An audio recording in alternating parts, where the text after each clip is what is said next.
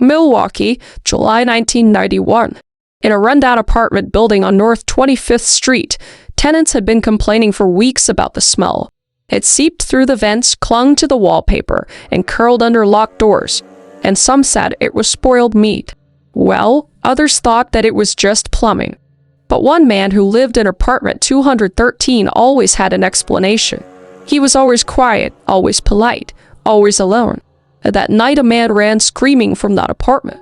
He was handcuffed, barefoot, and terrified, and he would flag down police officers and lead them inside. And what they found would shock the world. Crime, conspiracy, cults, serial killers, and murder, all things that I love to consume.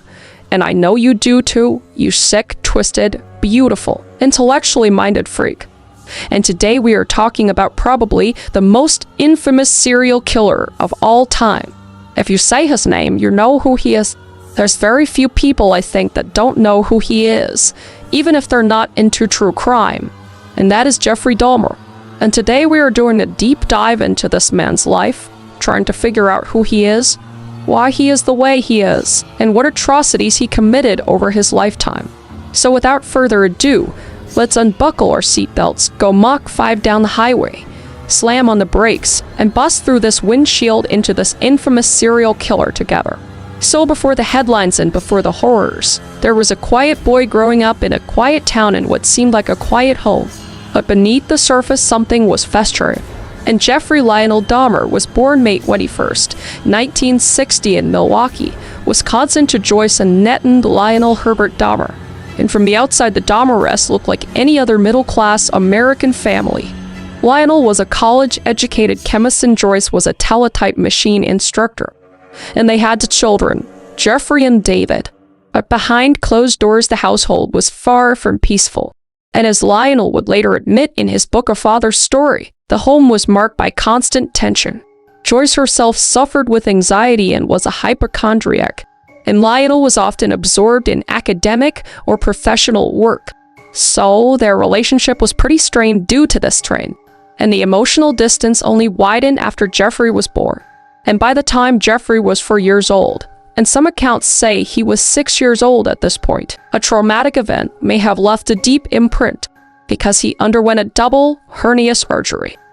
And at this time, it was a very painful and invasive procedure that some speculate contributed to his early feelings of violation and disconnection, because it was after the surgery that his behavior began to change.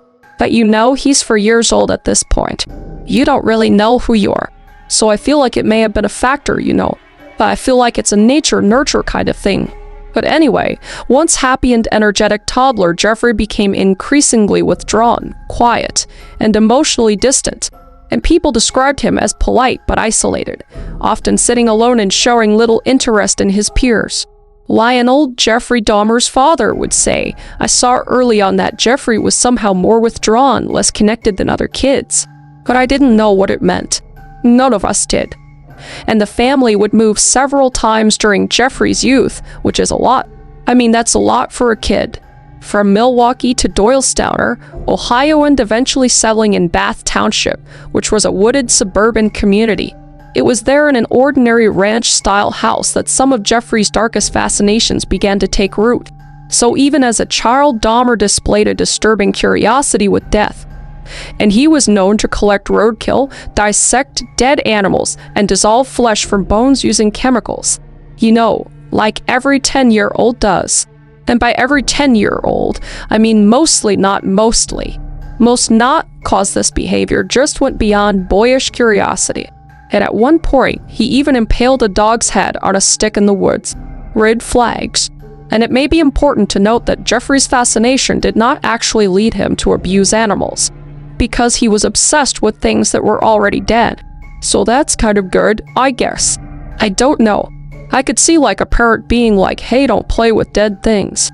But at this point, he's not going up to live animals and hurting them. He's just trying to find dead things. So, I mean, as a parent, I'd be concerned. But would I assume my son would grow up to be a serial killer at this point? Not just yet. But there will be signs. Because he did make note later in interviews that he actually once intended to kill an Irish setter only to then skin it, dissect it. But when the dog looked into his eyes, he just couldn't do it, and then he let the dog go. Oh my God. So there is a part of him that has that empathy, I guess. But by high school, Dahmer started to abuse alcohol. And his alcoholism was daily and severe, because he was drinking straight hard liquor during class, hiding bottles in his locker. And teachers just mostly turned a blind eye. Different time. At the same time, Dahmer was grappling with an intense inner turmoil, because his emerging homosexuality and an obsessive desire for total control over others was all that consumed him. And at this point in his life, there were desires he didn't really understand. Again, different time. A little therapy and acceptance, who knows where he could have ended up, But that is not the case. And as we know, he would never learn to manage these things. So he began fantasizing about dominating unconscious men, even dead bodies, pretty early on. But in real life, he had no close relationships at all. He was very introverted. Like he didn't have romantic, sexual, or platonic friends. So he was very, very much alone. And to top off that loneliness, his parents' marriage, already crumbling, ended in a divorce. And allegedly his parents fought custody over who would get his little brother. But they didn't seem to worry too much about how Jeffrey would be affected. Which can't imagine how that would be on the psyche of a lonely, depressed, very confused child. And in the summer of 1978, Jeffrey's life would change forever, because it was in this summer during a weekend where he would be left alone at home. And it was in that vacuum of no family, no supervision, and no connections that the dam finally broke. So it started with a hitchhiker. It was a warm summer afternoon, a house in the woods, and a teenager who would never make it to his concert. So just 3 weeks after graduating high school, 18-year-old Jeffrey Dahmer committed his first murder. As he knew his family would be gone for a few days, and for the first time Dahmer was completely alone in the family home in Bath, Ohio, which is kind of crazy to believe that he was 18 and he'd never been home alone. But whatever, I digress.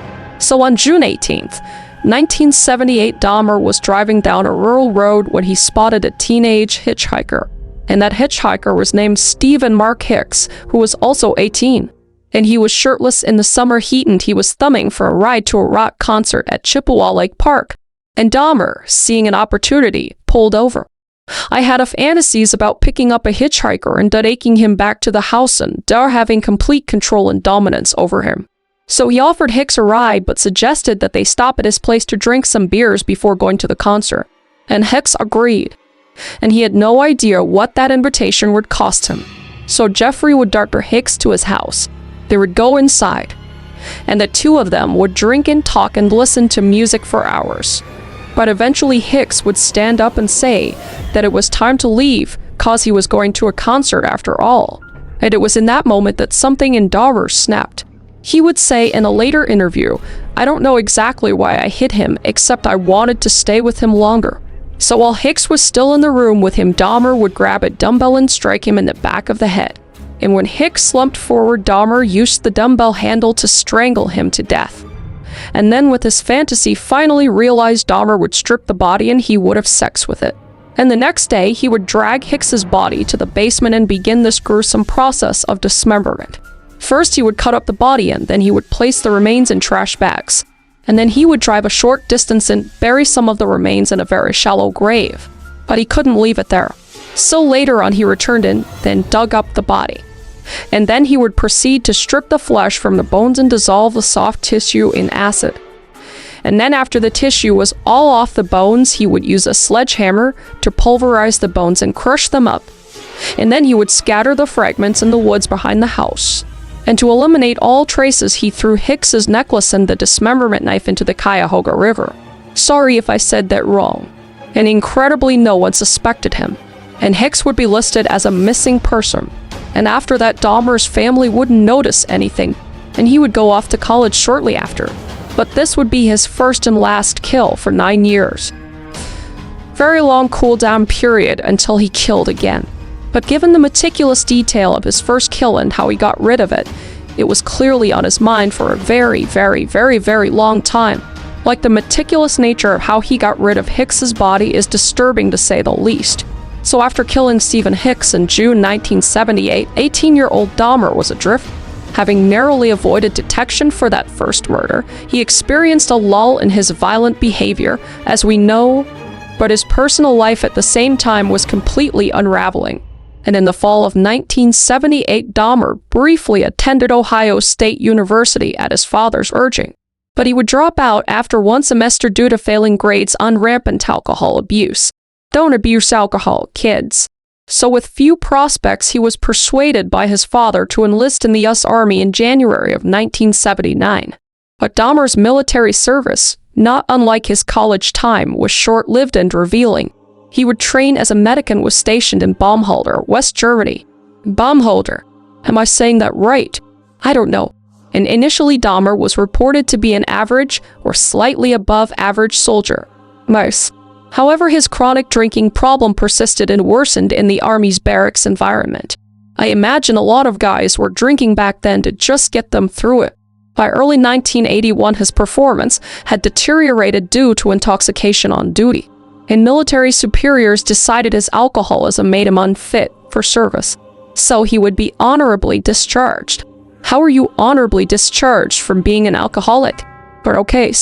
In March of 1981, after about 2 years in uniform, and while Dahmer did not commit any known murders at this time, disturbing allegations later emerged that foreshadowed his future crimes.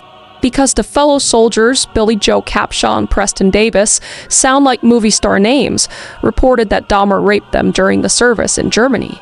And these incidences, if true, indicate that Dahmer was already acting on violent sexual urges, albeit short of murder, inside a constrained environment. And as we move through his life and through this case, we will find that this is a pattern. And he would later admit just wasn't an opportunity to fully express what I wanted to do. There was just not the physical opportunity to do it, then implying that his homicidal urges never went away. And after his discharge, Dahmer spent some time drifting aimlessly. And instead of returning home to Ohio immediately, he went to Miami, Florida, in 1981. And he would take a job at us and would shop and attempted to live independently. But his alcoholism again, don't abuse alcohol, kids, and inability to hold a job just lead him to sleeping on the beach for a time, basically just being homeless. And he eventually obviously ran out of money. So Dahmer would phone his father up for help and return to Ohio. And at this point, Lionel Dahmer, Jeffrey Dahmer's father, had remarried at this point to Shari Dahmer. And they really tried to straighten Jeffrey out because he had failed so many times. But Jeffrey would be arrested for drunken, disorderly conduct shortly after, and he would be fined $650 and given a 10-day sentence in jail. But by late 1981, it was decided that Jeffrey might do better with a change of scenery and more supervision. Thus, in late 1981, Dahmer was sent to live with his paternal grandmother, Catherine Dahmer, and this was in West Allis, Wisconsin, which was a suburb of Milwaukee. And his grandmother was one of the few family members he felt close to. And initially, this move actually provided some stability for Jeffrey. And for a while, Dahmer helped with chores and attended church with his devout grandmother, and he even found employment. And in 1985, he began working at the Milwaukee Ambrosia chocolate factory as a mixer, and it was a job that he would hold for several years. And his family just hoped that living in a structured religious home would kind of curb his drinking untroubling proclivities. But unfortunately, Dahmer's inner demons would follow him to Milwaukee, and he would continue to drink heavily. And he began to go out into the city to the gay bars and bathhouses. And it was during this period that Dahmer honed a practice of drugging men for sexual gratification without any resistance, because Jeffrey Dahmer didn't like what his partners moved, which is just foreshadowing beyond belief. And he was actually banned from at least one bathish in multiple instances where he laced other patrons' drinks with sedatives, leaving them completely unconscious. And obviously, he got caught for it. But he would effectively use their bodies while they were incapacitated. And he called this passive sex. But this predatory behavior just escalated his sense of control over partners. So he began the process of not seeing other people as people but just things for him to exploit. And in the summer of 1986, he was arrested for lewd behavior after exposing himself unmasturbating in front of 2 boys. And Dahmer would receive a 1-year suspended sentence and was required to undergo counseling for the 1986 offense. And incidents like this just kind of show that Dahmer was just testing the waters, testing boundaries, and acting out in sexually risky ways long before he resumed murder. And a particularly telling incident occurred in 1987. And this was before his second murder. So Dahmer would tell his probation officer an alarming fantasy that he was having. And his fantasy was about a male corpse. In fact, Dahmer later admitted around 1986 he came very close to acting on this idea to steal a freshly buried body from a cemetery.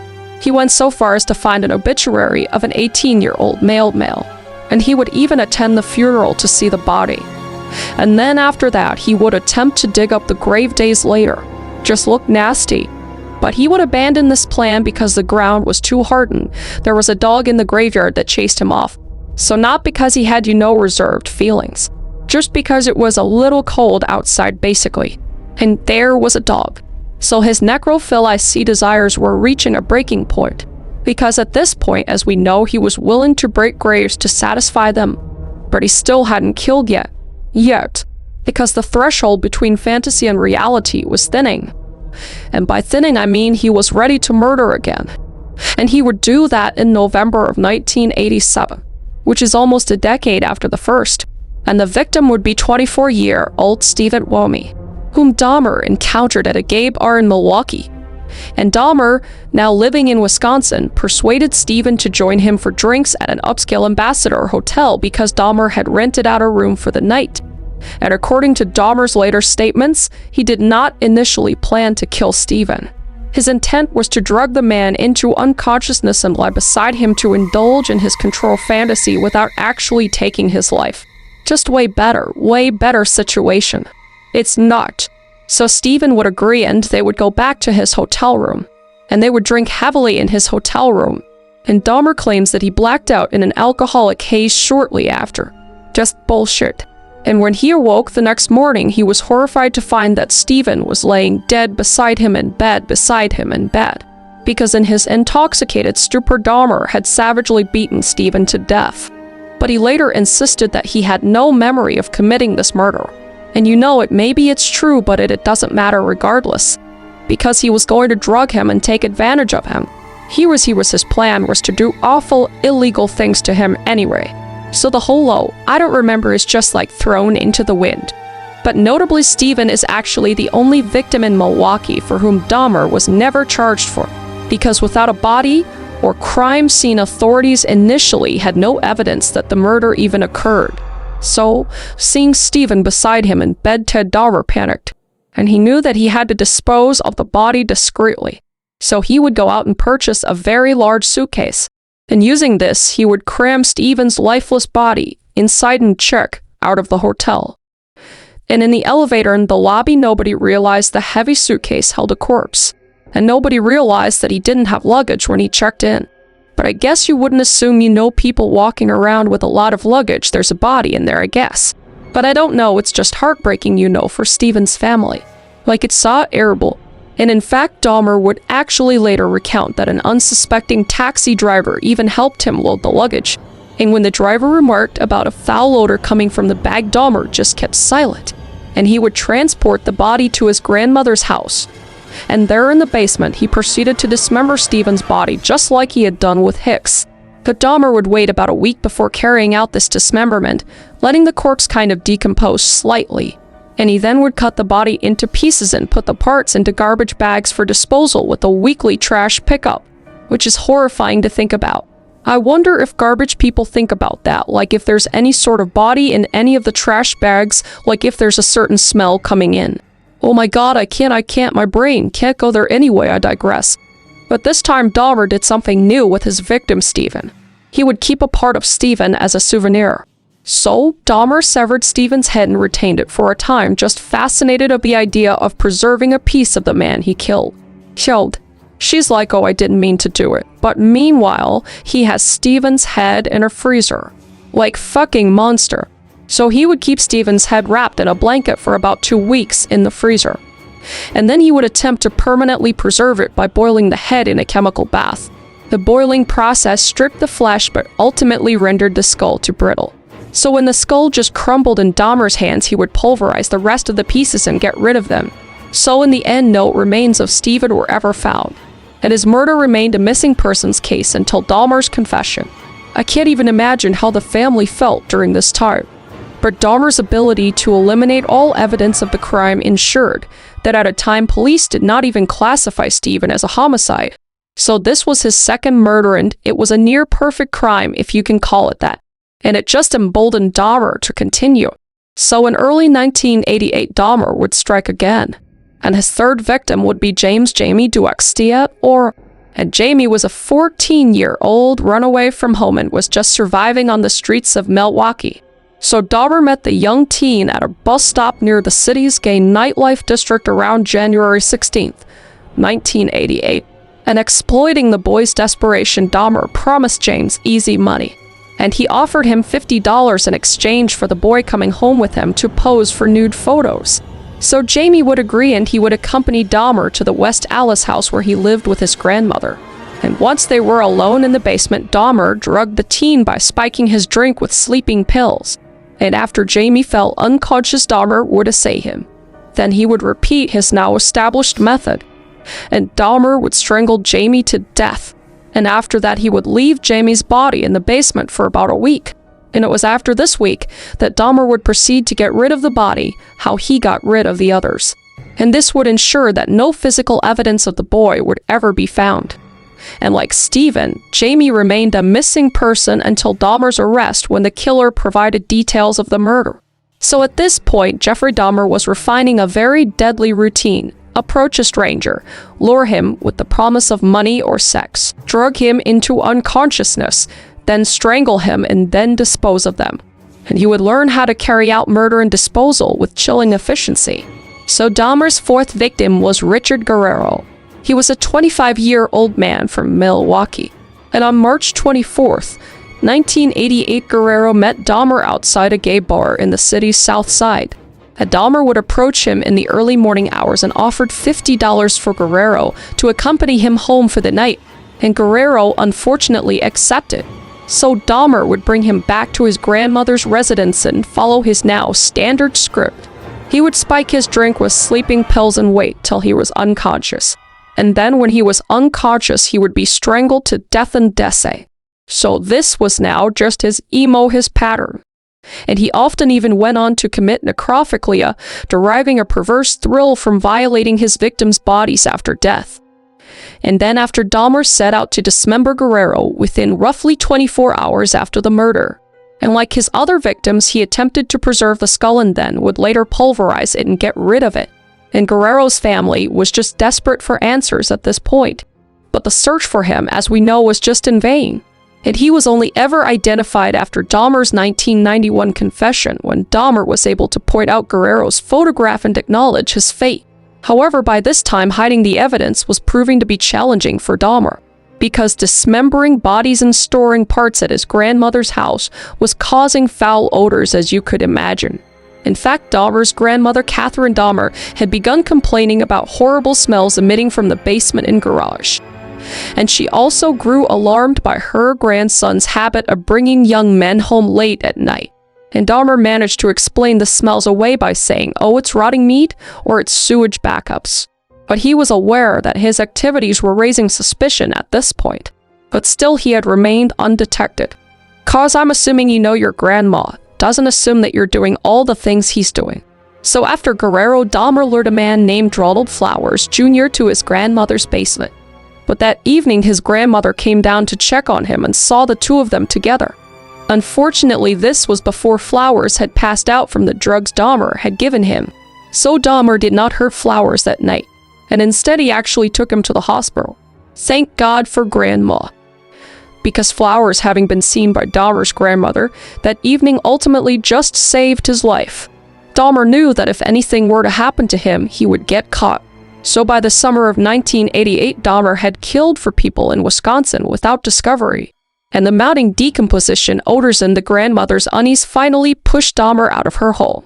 Because Catherine, disturbed by the smells in her grandson's odd business hours, she requested him to move out. And in September of 1988, shortly after Richard Guerrero's murder, Jeffrey Dahmer did move into his own apartment. And the move would lead to a temporary pause in his killings. But that pause, however, was not due to a crisis in conscience, but to Dahmer's arrest for a different crime. And that was an essay of a 13-year-old minor. So luckily, this boy escaped from Jeffrey's clutches and would report on it. But Dahmer would be released on bail, having only spent a week in jail. But before his forced hiatus, Dahmer would claim one more victim. Anthony Sears was 24 years old and became Dahmer's 5th victim on March 25, 1989, which is Easter weekend of that year. And Sears was an aspiring model with a lively personality and big dreams. And Dahmer would encounter Sears at a gay bar in Milwaukee, and the two struck up a conversation. And at the time, Dahmer was awaiting sentencing from a previous sexual offense. But despite the risk, Dahmer proceeded to hunt another victim. Cool-down period is getting real fucking short now. And fearing he was being watched by police, he chose to take Anthony Sears back to his grandma's home instead. And in the early morning hours in his grandmother's basement, Dahmer drugged Sears and then strangled him to death. And with Anthony Sears, Dahmer crossed a new line and he began trophy keeping. Because Sears was the first victim in which Dahmer deliberately preserved body parts as keepsakes. So after killing and dismembering, Anthony Dahmer carefully cut off the man's head and also removed his genitals. And he would treat these parts in acetone to preserve them. And they would be kept together in a small wooden box. And Dahmer stored this grisly box of mementos in his closet and later at his workplace. In fact, while serving his jail sentence in 1989 for the earlier molestation case, Dahmer hid Sears' skull and preserved remains in his work locker at the Ambrosia Chocolate Factory. Great. Only to retrieve them after he was released on probation. And the concealment is just jaw-dropping. Because for months a box containing a human head sat quietly at his job site unbeknownst to anyone. And Dahmer would even occasionally open the box and look at the remains of Anthony Sears, deriving a sick sense of comfort and arousal at the same time. And Dahmer would even speak candidly about these souvenirs later on. Box in my bedroom closet and did contain the mummified head and genitals of a young man I met in one of the young man bars down in Milwaukee. And it was a locked metal box. So preserving parts of his victims, Dahmer explained, was a way to possess them even after death. And it just fed his necrophilic urge to control. So by keeping body parts, Dahmer could relive the murders and feel that a piece of the person stayed with him. Oh, what the fuck? And this behavior just escalated after Sears. Cause from this point on, collecting trophies, skulls, bones, even preserved organs, just became part of his regular Dahmer ritual. And as one psychiatrist later noted, for Dahmer the trophies were gratification, reliving the experience of knowing these people. Okay, yeah, whatever, dude. It was just basically a twisted way of memorializing his victims and keeping their presence in his life. Some people keep photos, but not Dahmer. You'll just keep your fucking femur in a box. But not long after the murder of Sears, Dahmer faced accountability for earlier saws. And in May of 1989, he was actually sentenced to 12 months in jail with work release and 5 years probation. And this enforced jail time meant a temporary halt to his murders. Thank God. However, the dark trophies of Anthony Sears waited for him. And Dahmer would actually be released early in 1919. And he would retrieve his preserved head and genitals. And he would bring them back to his new apartment at 924 North 25th Street in Milwaukee. And there he placed Sears' skull in a filing cabinet, which was a grim foundation for what would become a personal shrine of skulls and bones. So Jeffrey Dahmer was now fully entrenched in his pattern: kill, violate, dismember, preserve, and repeat. And with his own apartment, apartment 213, the infamous apartment 213, and no watchful relatives living with him, his killings were about to accelerate with a horrific pace. So apartment 213 was a one-bedroom unit in a nondescript building on North 25th Street in Milwaukee, and rent was dirt cheap. And neighbors just kind of kept to themselves, and behind one locked door the unimaginable was unfolding. So it was May of 1990 that he would move into this apartment, and on paper it looked like a fresh start. He had recently been released from jail and was on probation, and he was working at the Ambrosia Chocolate Factory. And to most people, he seemed like a quiet, if somewhat odd. But inside the apartment, Dahmer was spiraling into a depth of depravity no one around him could see. And here the ritual just evolved. And it was no longer just about killing. It became about preserving, collecting, and consuming. A new thing. Wow, a new part of the ritual. He basically just built a private ecosystem of horror. He would get a 57-gallon rum in the corner which was used to dissolve torsos, a freezer and refrigerator stocked with severed heads and human flesh, a growing collection of skulls neatly cleaned and displayed in drawers, and Polaroids of his victims. He did keep photos, and those weren't enough, and some posed in life, others staged in death, and with some documenting the step-by-step process of dismemberment, which it's so fucking horrifying, and above all just a craving for absolute control. Not just over the moment of death, but over the victim's body long after they died. And it was also at the Oxford apartments where cannibalism became part of his routine, as Dahmer began eating portions of his victims, including their hearts and biceps. And he would just cook them just the way you cook any other meat. And it obviously wasn't out of hunger, but it was about possession. Everything he did was about possessing these people during and after death. And it made me feel like they were a permanent part of me. Meanwhile, neighbors were complaining about foul fucking odors, loud power tools, and very strange behavior. But Dahmer would deflect with practiced lies again. It was spoiled meat.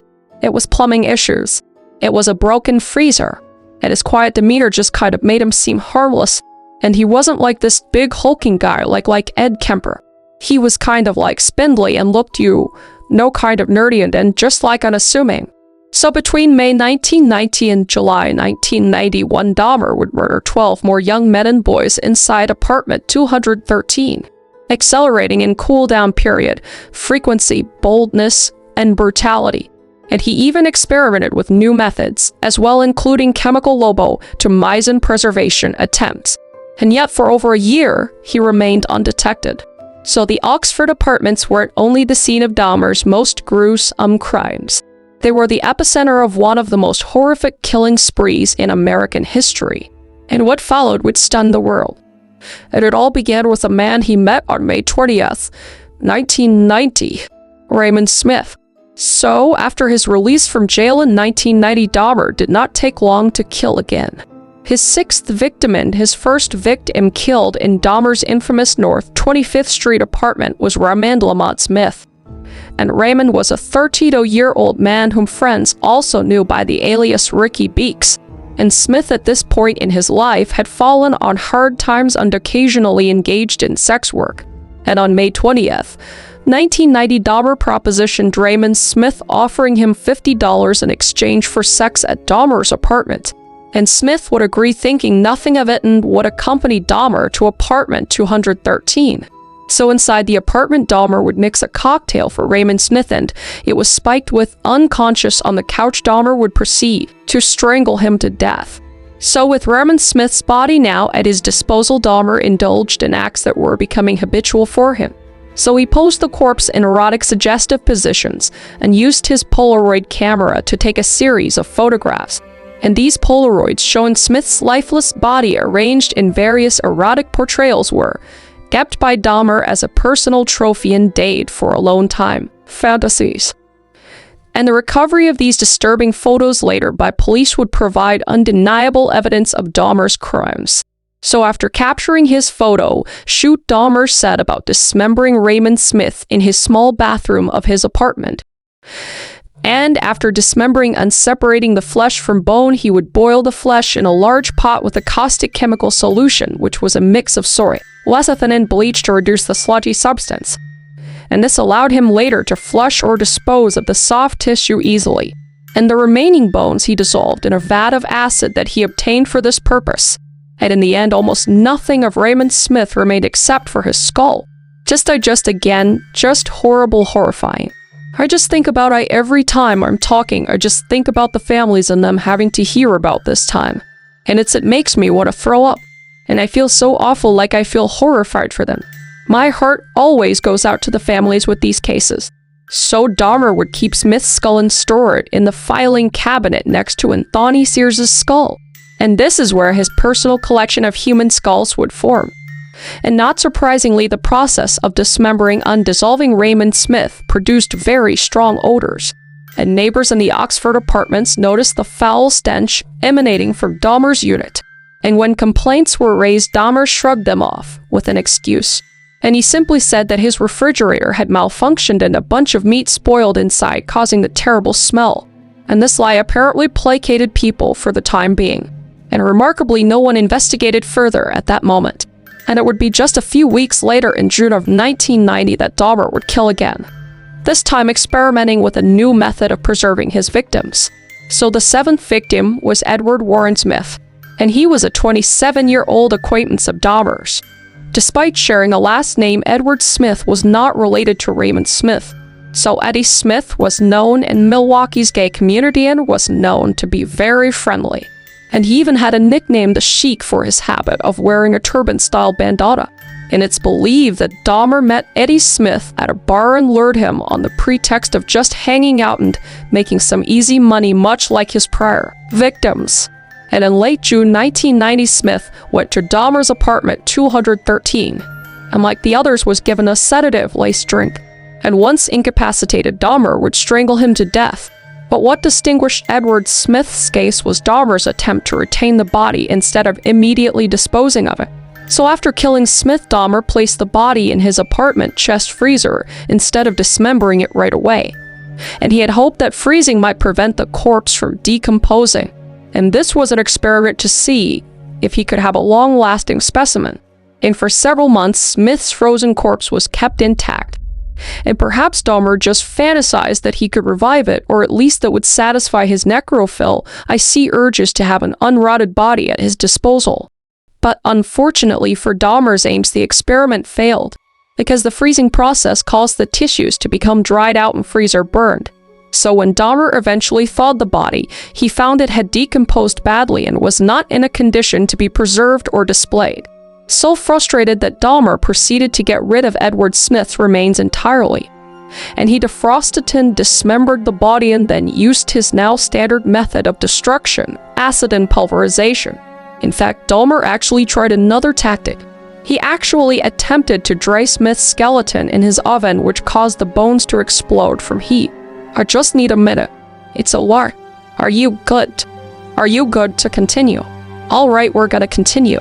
So this obviously ruined any chance of keeping the skeleton intact. And in the end, Dahmer disposed of all of Eddie Smith's remains. So not a single bone or body part was recovered by the police in 1991 when he was eventually caught, meaning Dahmer successfully destroyed all of the evidence. And he had derived a sort of excitement from the idea of keeping a whole body or significant parts of one. And when asked about Edward Smith, Dahmer lamented that the freezing had ruined the flesh.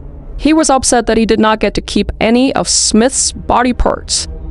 And this failure may have spurred him to refine other methods of preservation in subsequent murders. And it's notable that around this time, Dahmer's murderous focus was intensifying. He was killing roughly one person a month in 1990 and finding new ways to fulfill his disturbing fantasies. Because preserving skulls was just no longer enough for this guy. He wanted entire bodies or at least larger sections to keep with him. So the tragic case of Edward Smith illustrates the escalation.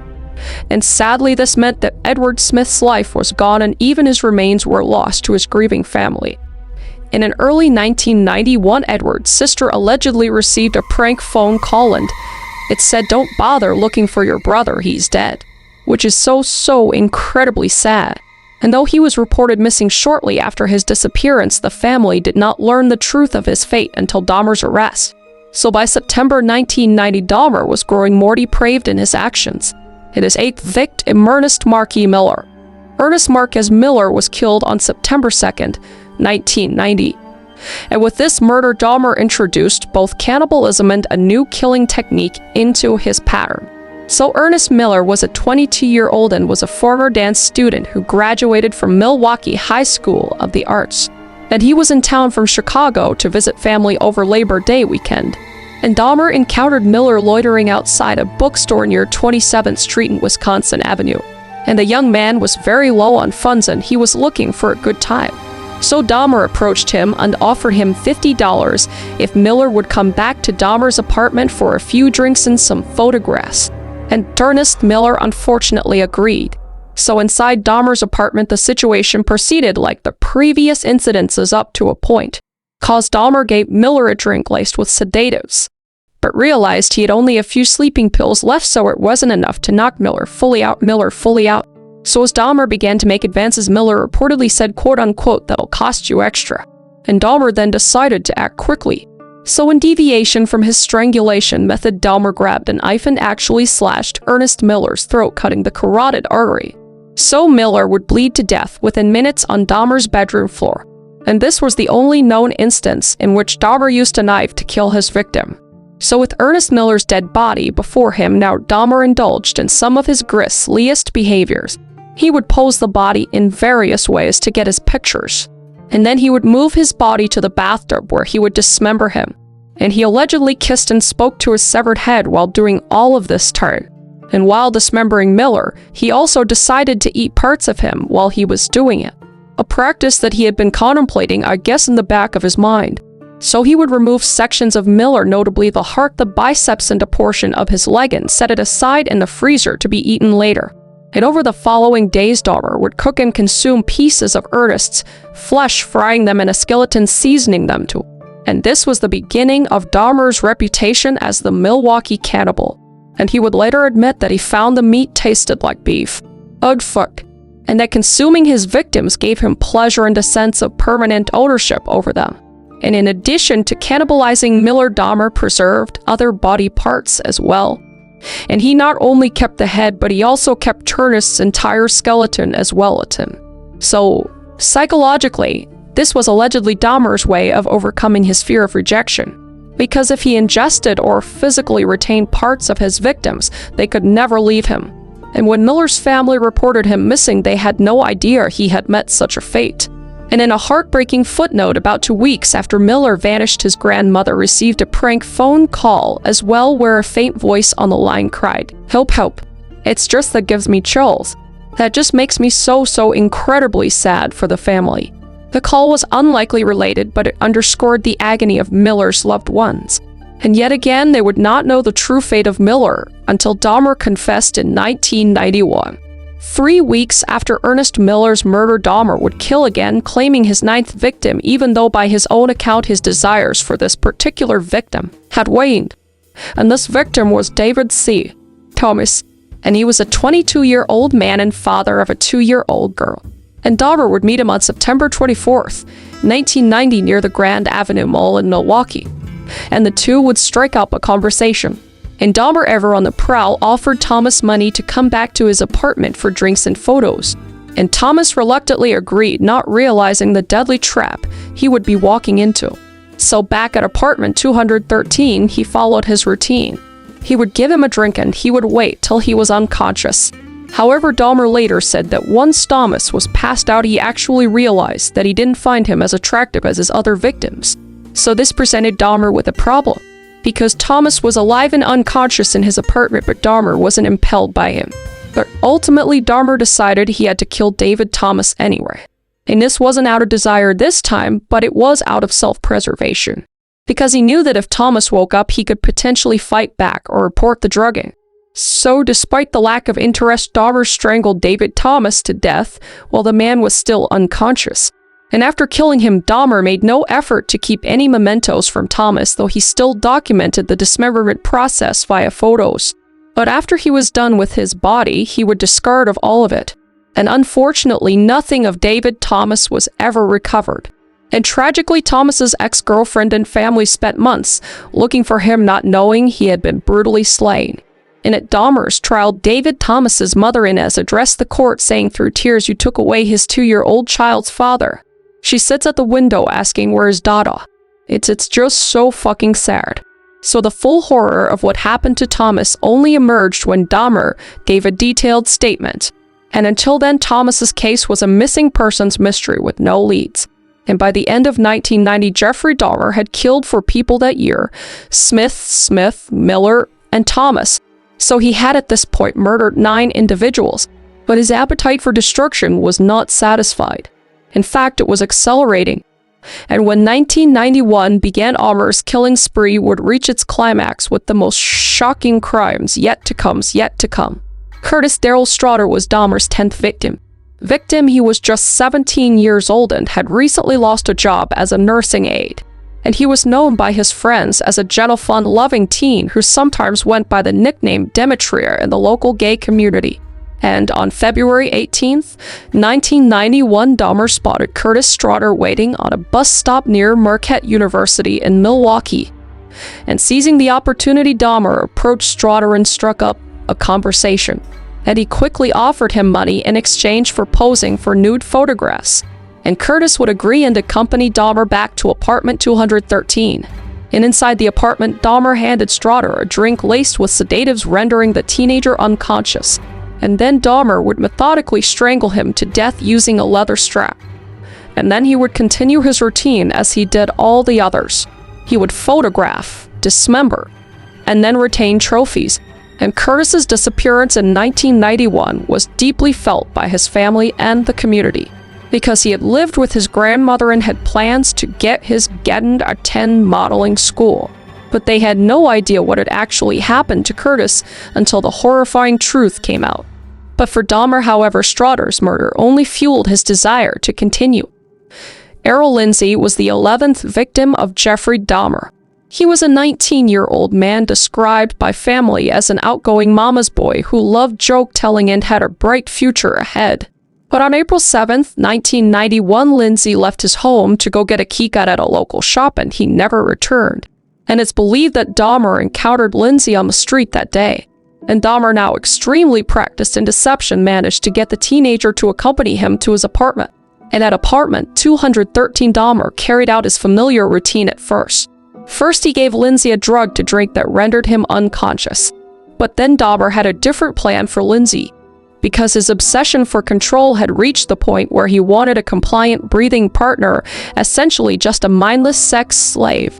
So once Lindsay was unconscious, Dahmer fetched an electric drill, and in a truly nightmarish procedure, Dahmer drilled a hole into Lindsay's skull while the young man was still alive but sedated. And then Dahmer would inject a solution of hydrochloric acid through the hole directly into Lindsay's brain. And Dahmer hoped this would chemically induce a zombie-like state, even though he had no business doing this and had no idea if it would work. But this procedure left Lindsay alive but in a vegetative, unresisting condition. So this was the first time Dahmer tried to improvise a lobotomy technique. But not shockingly, the experiment did not go as Dahmer envisioned. And after the acid injection, Lindsay woke up and he actually regained consciousness, reportedly saying, "I have a headache, what time is it?" And this was a sign that he was not incapacitated enough. And Dahmer was kind of astonished that Lindsay was still functional. So he quickly gave Lindsay more sedatives to subdue him again. And then he would strangle him to ensure that he was dead. But for all we know, Lindsay had already been dying from the head trauma that he endured. So with Lindsay now deceased, Dahmer continued to push the boundaries of his depravity. So he would decapitate Lindsay's body as he did to the others. And he would put his head aside for processing later. But this time, instead of dismembering the corpse, he decided to flay the corpse, meaning he peeled the skin from Lindsay's body. And Dahmer would attempt to preserve the skin, presumably to keep its supple and perhaps to later use it to display it. And according to his confession, he soaked Lindsay's skin in a saline solution and stored it for a few weeks in hopes it wouldn't decay. And ultimately, this attempt failed and the skin became too frail and smelly, and Dahmer reluctantly disposed of it. But the fact that he tried indicates the extreme lengths he was willing to preserve a physical piece of his victims. And Lindsay's murder is also very significant because of the psychological insight it provides. Because Dahmer's attempt at creating a zombie slave reveals the depth of his need for control. Then I tried to keep the person alive by inducing a zombie-like state by injecting first a dilute acid solution into their brain or a hot water. And it never did completely work. And Lindsay's family was absolutely devastated by this loss, because they had lost a beloved son and brother in the most horrifying way imaginable. And Lindsay's mother, Mildred, struggled to understand how her shy home-loving boy even met Dahmer, saying he wasn't the type to talk to just anybody. He went to work and then he came home. He wouldn't even go out with his friends without calling me to see what I was doing. So the randomness and brutality of his death at the hands of Jeffrey Dahmer would forever haunt them.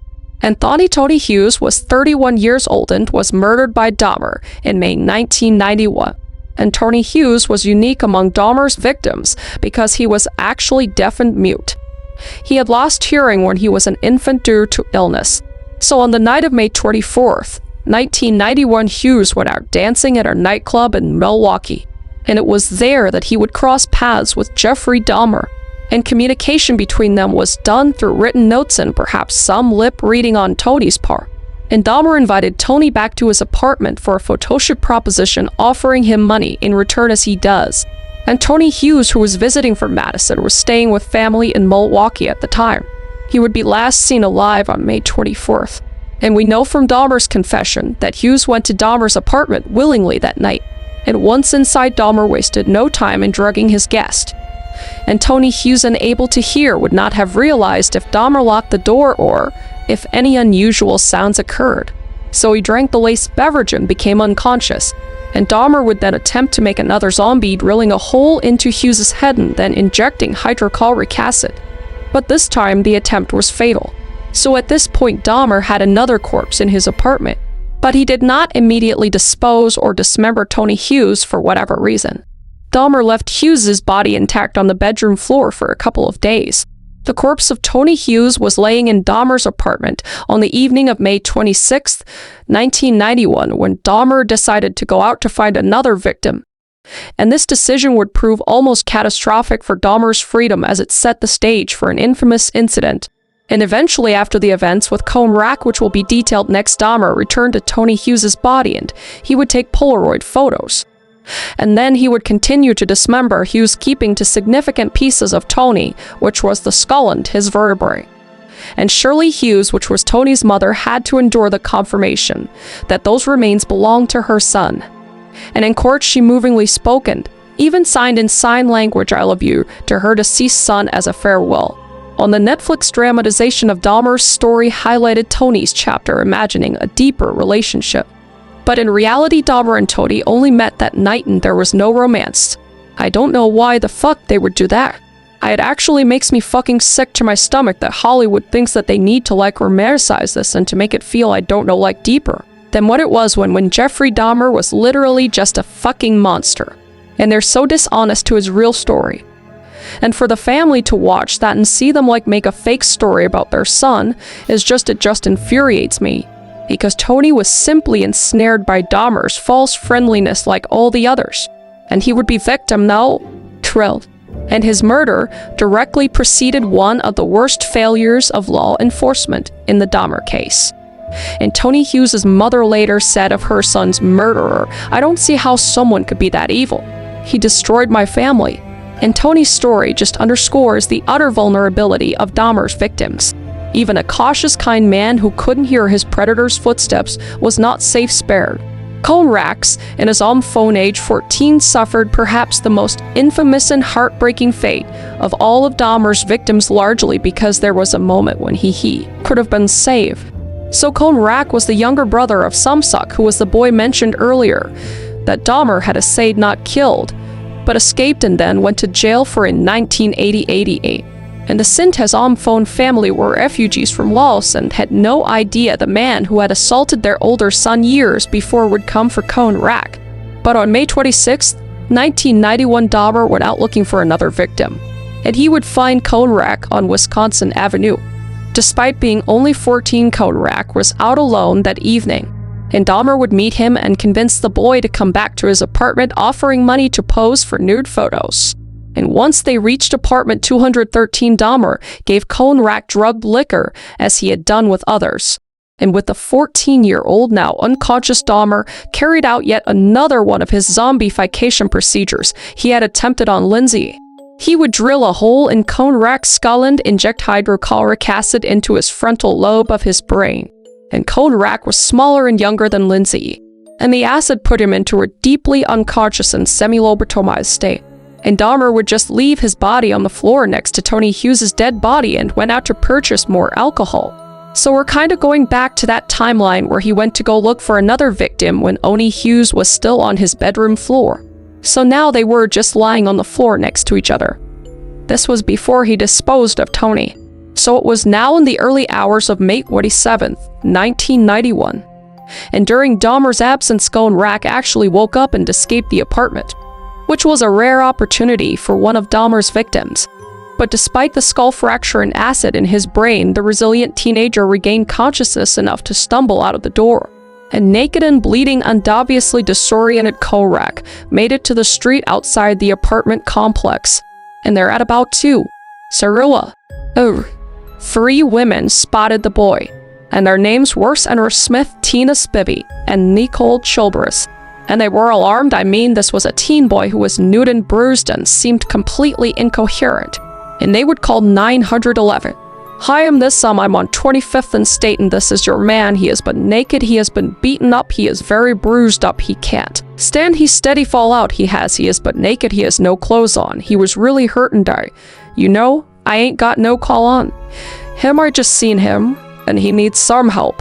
Where is he at on 25th and State, the corner of 25th and State?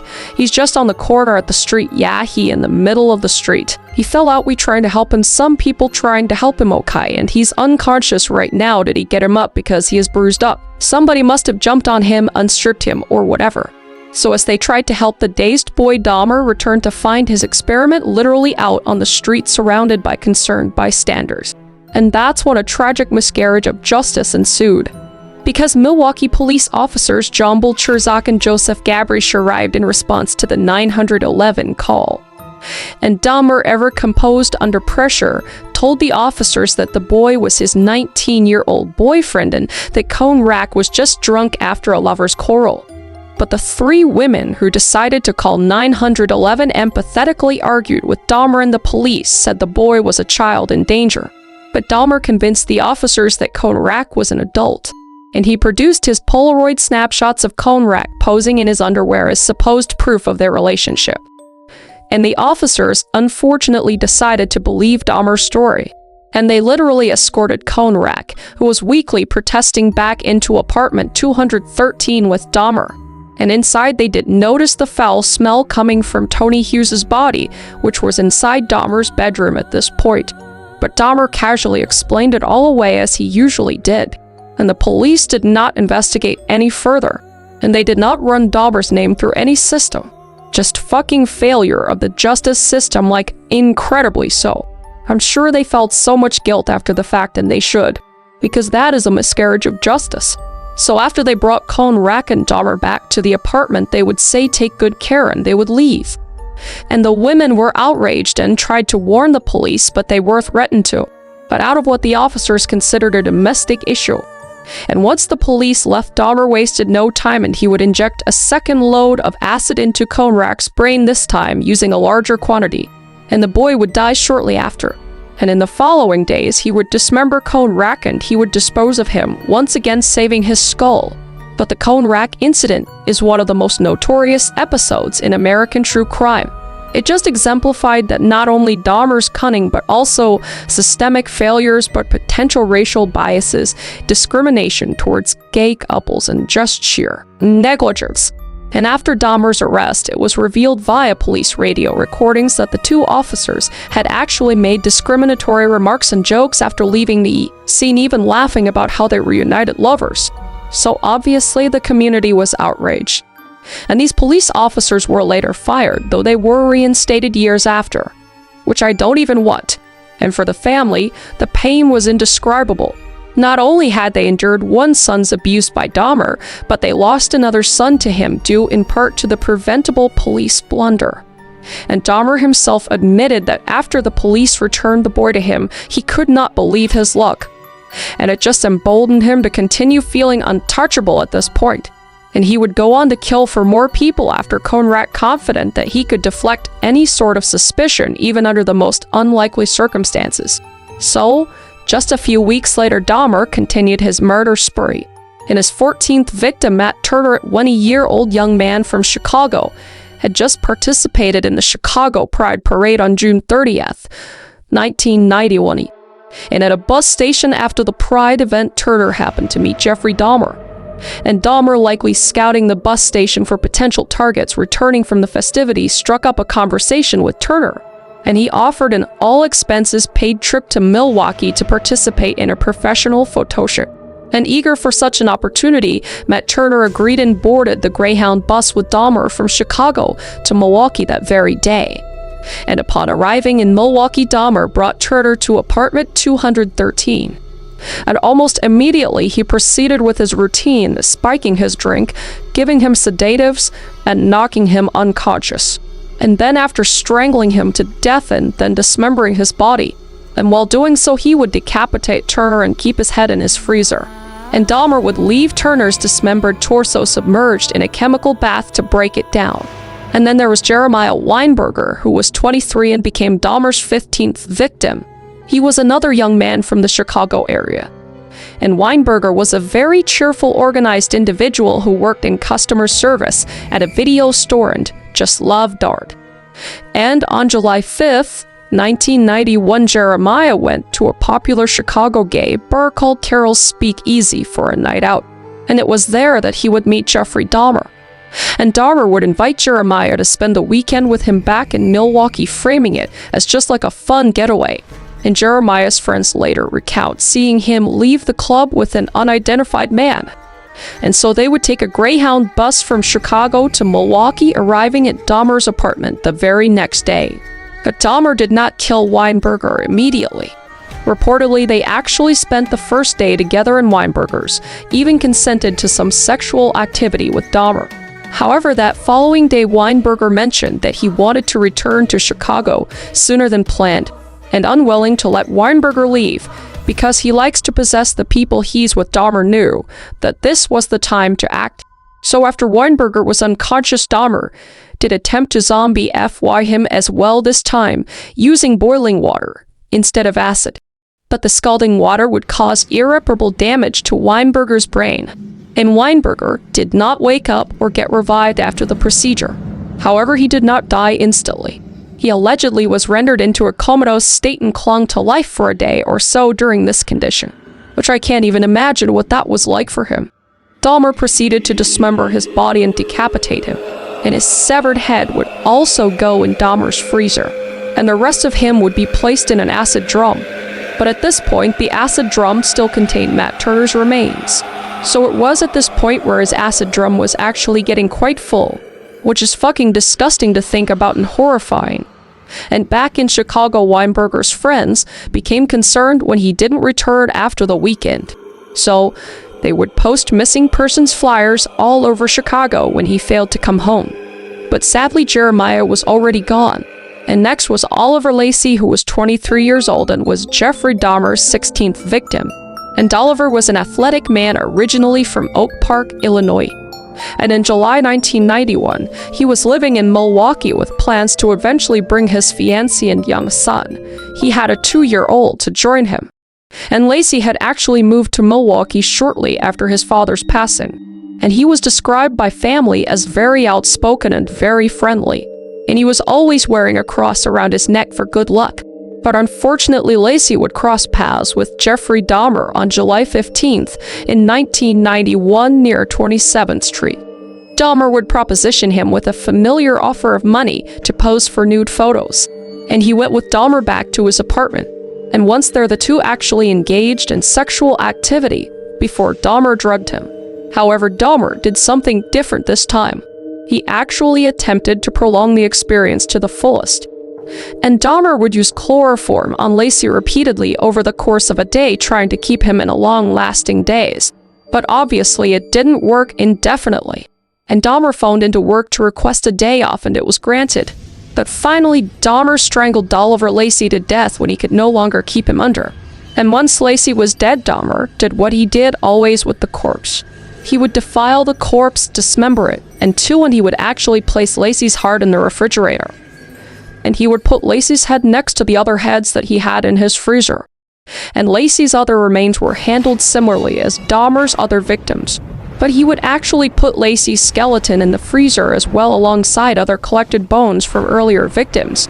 But outside his successful murder spree, Dahmer's life was beginning to unravel externally, because he was actually fired from his job at the Ambrosia Chocolate Factory for missing too many shifts. And the firing just sent him into a despairing spiral. So jobless and with an eviction looming over him, Dahmer felt the world closing in on him, and it made him both reckless and desperate, and he would strike again very quickly. Joseph Arthur Brad Elft was 25 years old and was Jeffrey Dahmer's 17th and final victim. Joseph was a Midwestern father of 3 who had come to Milwaukee from Minnesota in a search for employment.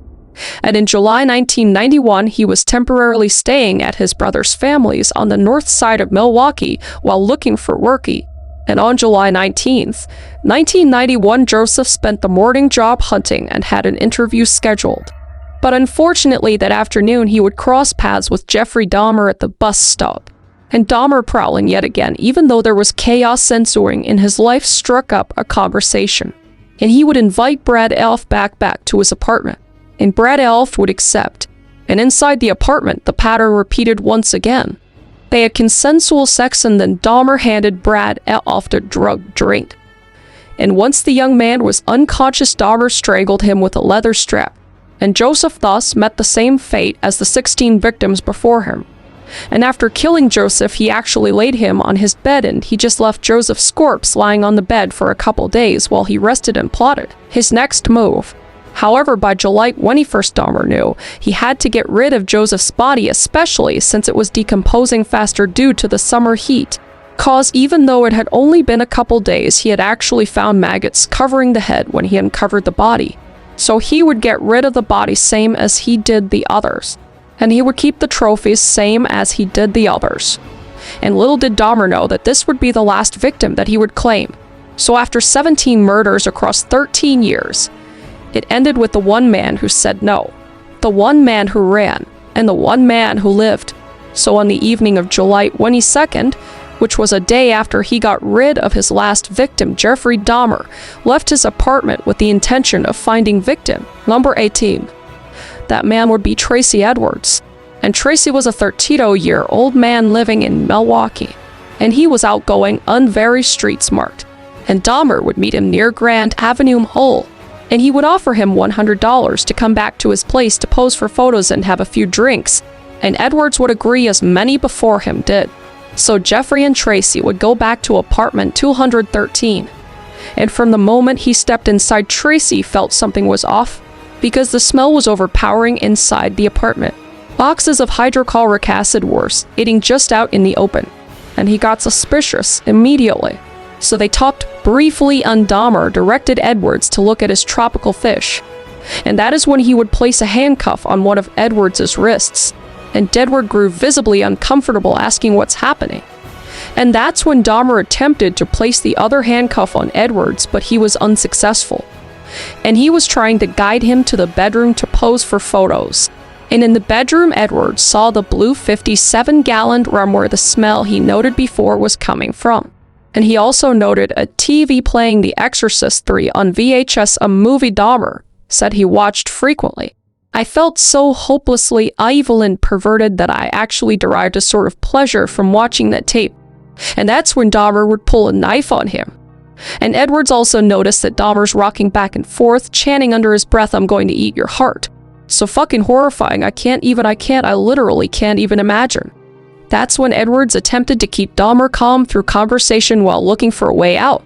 Very smart man. He would even ask to use the bathroom, and then he asked if they could have a beer in the living room afterwards. And Dahmer would then agree, and they would move into the living room. And that's when Edwards requested to go to the bathroom again, noting that Dahmer's concentration had lapsed.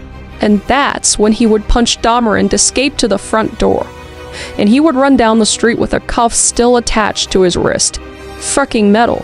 And that's when he would flag down a Milwaukee police officer, Robert Roth and Ralph Mueller, telling them that a freak had just tried to kill him. And that's when he led them back to apartment 213. And Dahmer would answer the door very calmly. And when the officers stepped inside, they noticed the smell immediately. And they would ask about the key to the handcuff that was still on Tracy's wrist. Dahmer mentioned it was in the bedside drawer.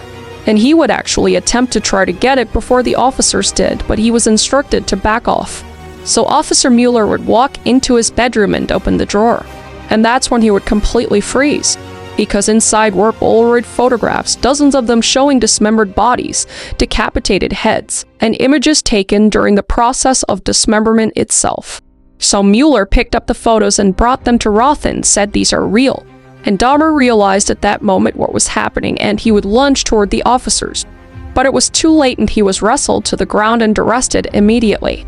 And inside the apartment, authorities would find a human hearts and a portion of bicep in the fridge, for severed heads in the kitchen, 57-gallon drum filled with acid and decomposing torsos, an entire torso in the freezer, 7 skulls, some painted, some bleached, displayed like trophies, multiple hands, penises, and internal organs, 74 Polaroids documenting each stage of murder and mutilation.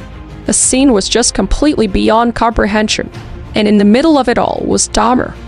And he was initially distraught, saying, "I can't believe I was so stupid. I never thought I'd get caught like this time. I was always so careful." But then he was very quiet and cooperative, just realizing that there was nothing he could do. And he would say, "For what I did, I should be dead."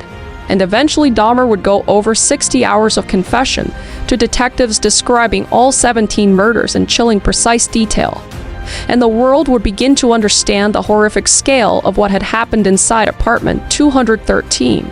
So, on July 22nd, 1991, Jeffrey Dahmer sat down in an interrogation room with detectives Patrick Kennedy and Dennis Murphy.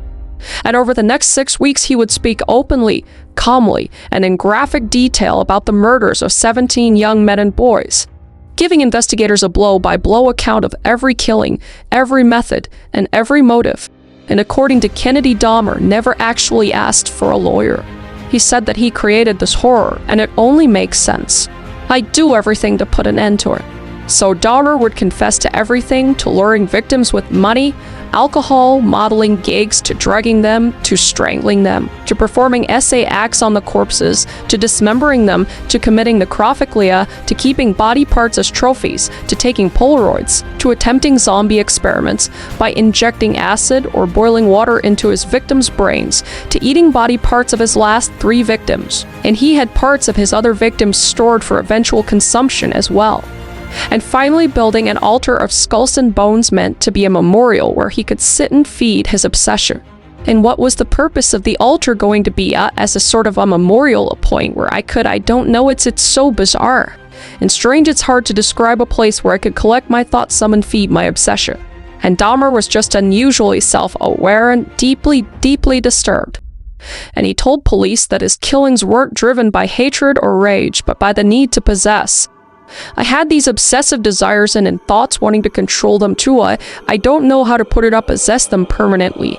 And that's why you killed them, right?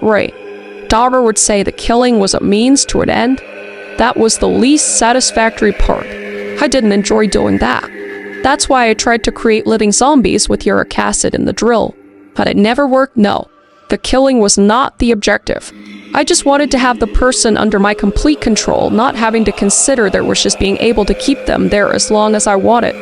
Despite the horrific nature of his crimes, Dahmer remained very polite, respectful, and almost eerily calm during his entire confession. And he didn't seem to regret his actions either. In fact, he regularly claimed that he would have continued doing this if he hadn't gotten caught. But he didn't seem confused as to why he had the compulsions he did. And he recognized that they were wrong, but he owned it and made no excuses. And in the end, Dahmer helped police identify each victim, often recalling names, dates, and even details from memory aided by photographs that he had taken. And his confession became the core evidence in his trial to come. But it also served as something else. And that was a horrifying map of the mind of a man who for 13 years killed in secret and told no one. So Dahmer would be charged with 16 counts of first-degree murder. But the legal process that followed would be viewed by the world and raise disturbing questions about mental health, justice, and the very definition of evil. So on July 25th, 1991, Dahmer would be formally charged with 4 murders. And over the next few weeks, additional charges were filed, eventually totaling 15 murder charges in Wisconsin and 1 murder charge in Ohio for the 1978 killing of Stephen Hicks. And he ultimately stood trial for 15 murders committed in Wisconsin between 1987 and 1991. And the trial would begin January 30th, 1992 in Milwaukee County Circuit Court before Judge Lawrence Graham. Dahmer would plead guilty but insane to all charges. Yeah, fucking right, dude. Acknowledging that he had committed the murders, but arguing that he was suffering from a severe mental disease at the time. And the courtroom was because in the gallery sat families of the victims, and behind the defense table sat Dahmer listening quietly as his crimes were recounted in detail, and he was very calm and clean-cut during the whole trial. And the prosecution's goal was very clear to prove Dahmer was sane and that he knew what he was doing, understood the consequences. But the defense argued that he suffered from necrophilia, borderline personality disorder, schizotypal personality disorder, and psychotic compulsion so overwhelming that he was incapable of stopping himself. Yeah, okay. So over the course of the trial, many witnesses were called, and these included FBI profilers testifying about serial offender behavior, forensic psychologists debating whether Dahmer fit the legal definition of insanity, and detectives describing the contents of apartment 213, medical examiners detailing the cause of death for each victim, and family members giving powerful victim impact statements. But none warmer or searing than Rita Isbell, which was a sister of the victim Errol Lindsay, whose outburst toward Dahmer became one of the most iconic moments in true crime history. And she said, "I'm gonna kill you. I don't want to ever see my mother have to go through this again, never Jeffrey." And she actually had to be physically restrained. And Dahmer just showed no reaction. And when asked if he wanted to speak, Dahmer would read from a prepared statement that lasted about 5 minutes long. And his voice was flattened, his expression was unreadable, and he would say, "Your Honor, it is over now. This has never been a case of trying to get free. I didn't ever want freedom. Frankly, I wanted death for myself. This was a case to tell the world that I did what I did not for a reason of hate. I hated no one. I know my time in prison will be terrible, but I deserve whatever I get because of what I have done." That is like a compacted version of what he said. And on February 15th, 1990, the jury returned its decision, and he would be found guilty on all 15 counts of murder, and obviously criminally responsible for each killing. And Jeffrey Dahmer was sentenced to 15 consecutive life terms, and there would be no death penalty. And a few months after his conviction in Milwaukee, Dahmer faced trial for his first murder in Ohio, and he pleaded guilty and was sentenced to a 16th life sentence on May 1st, 1992. And with that, Dahmer was sent to the Columbia Correctional Institution in Portage, Wisconsin, where his final chapter would begin. So Dahmer was initially placed in protective isolation due to his notoriety of his crimes and potential threats from other inmates. So for approximately a year, Dahmer was kept mostly separated, and he was allowed out of his cell only with restraints and under guard. But he was described as a model inmate. He was quiet, compliant, and not prone to trouble. And during his early imprisonment, Dahmer experienced a personal transformation, becoming increasingly remorseful and turning to religion. And in May of 1990, he would actually be baptized into Christianity by Minister Roy Ratcliffe within the prison. And the baptism occurred on May 10th, 1994, and the same day serial killer John Wayne Gacy was executed in Illinois. And there is also a solar eclipse. I don't know what the fuck that means, but it's weird. Dahmer expressed a desire for forgiveness and salvation and acknowledged that many would view his conversion as skeptical, which yeah, fair enough. But after about a year of protective custody, in mid-1993, Dahmer was allowed limited interaction with other inmates, and he was assigned simple work duties such as cleaning prison bathrooms or working in the library under supervision. And then eventually convinced authorities to let him into the Gen Pop, which is general population of the prison, on a limited basis, understanding the risks. And in Gen Pop, Dahmer initially tried to keep a low profile, but infamy made that impossible. And some inmates were openly hostile while others were morbidly fascinated. And Dahmer would sometimes lean into his dark reputation, making macabre jokes and shaping prison foods into severed limbs using ketchup as blood. Real Christian abuse. And these antics were reprimanded by guards and angered fellow inmates. And in July 1990, inmate Osvaldo D. attempted to slash Dahmer's throat with a razor blade shank after a chapel service. But Dahmer would receive only superficial wounds. Prison officials would offer him a return to protective isolation, but Dahmer would refuse. And he actually maintained a very close relationship with his family during his prison time as well, particularly with his father Lionel, who visited regularly and maintained contact. And his mother Joyce, who had moved to California, began speaking with him by phone. And they would actually have weekly calls. But his brother David was the exception. He had allegedly distanced himself from the family, completely understandable, even changing his name and living an anonymous life completely disconnected from all of it. And Dahmer also had people write to him. He received letters, money orders, and other items from admirers of morbid curiosity, which so disgusting. And on the morning of November 28, 1994, Dahmer was assigned to a cleaning detail in the prison gym bathrooms with 2 other inmates, Christopher Scarver and Jesse Anderson.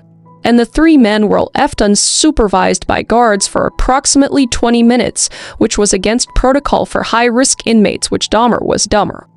And according to Scarver's later account, one of the 2, either Dahmer or Anderson, poked him in the back while they were cleaning, as if joking around. And Scarver, already harboring anger towards Dahmer, confronted him with a newspaper clipping about his crime. And Scarver would then retrieve a 20-inch 5-pound steel bar from the weight room and bludgeon Dahmer, crushing his skull with multiple heavy blows. And then he attacked Anderson with the same bar, inflicting fatal head injuries. And the guards would then return and find Dahmer barely alive with severe head trauma. And he would be pronounced dead about an hour later at a nearby hospital.